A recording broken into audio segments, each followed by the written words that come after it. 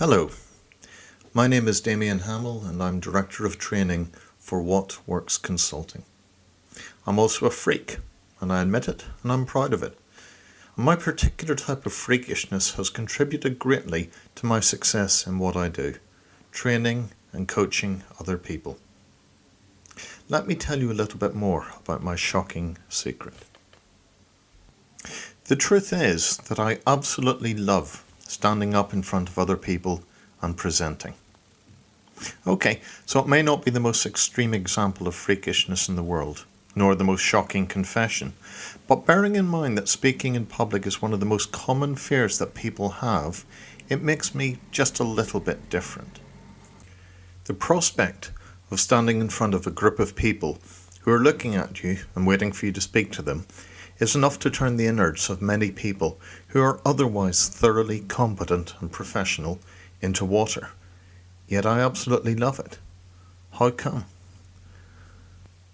There are many answers, of course, and the contrast between the experiences of those who love public speaking and those who dread it can be fascinating to explore. I should know, as I've worked with many clients in groups and one-to-one to help them become more confident speakers and presenters. The demand for such transformation is increasing, as the ability to present smoothly and confidently can often be the making or breaking of a promising career.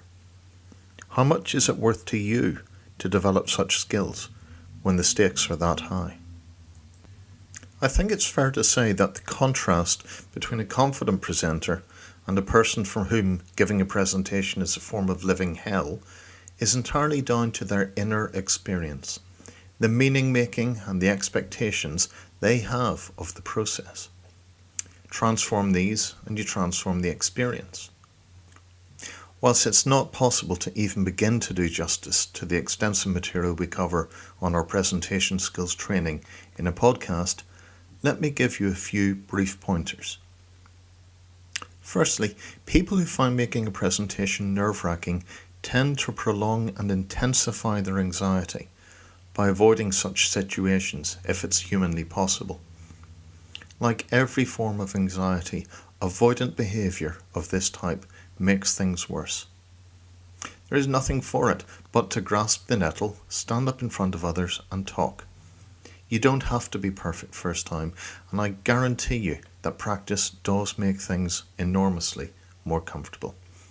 I can remember the very first speech I gave in my school debating society when I was about 11 years old. I was shaking like a leaf and felt that I was about to pass out. How things have changed. Secondly, those who make presenting an ordeal often work from the expectation that they should be able to answer any question that the audience might ask. They convince themselves that they aren't allowed to say, "I don't know, but if you remind me later, I'll find that out and come back to you." Whilst there's almost certainly some information that it is appropriate for you to have at your fingertips, it's equally acceptable for there to be some things that you don't know immediately, and it's okay to admit that openly. If you believe otherwise, you transform your audience into a dangerous enemy which could scupper you in an instant with an awkward question. Being candid with your audience that you don't know something but will find it out for them is one of the best ways that I know to build good and honest rapport.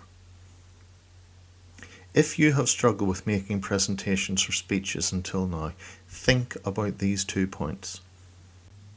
What difference would it make to you and your career if you changed your approach to both of them?